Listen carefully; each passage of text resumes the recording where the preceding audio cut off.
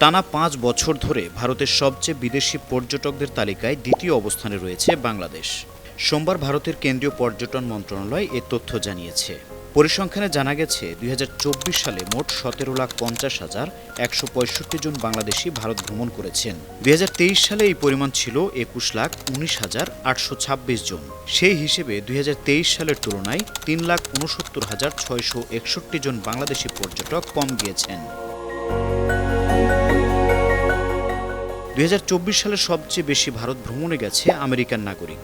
বছরটিতে ১৮,০৪,৫৮৬ জন পর্যটক ভারত ভ্রমণ করেছেন। বিদেশি পর্যটকরা সবচেয়ে বেশি যায় ভারতের পশ্চিমাঞ্চলীয় রাষ্ট্র মহারাষ্ট্রে। রাজ্যটিতে ২০২৪ সালে ৩৭,৫৫,১৭০ জন বিদেশি পর্যটক ভ্রমণ করেছেন। গত বছর বিদেশি পর্যটকের কাছ থেকে ভারত মোট ২,৯৩,০৩৩ কোটি রুপি আয় করেছে। News desk ৫২ TV.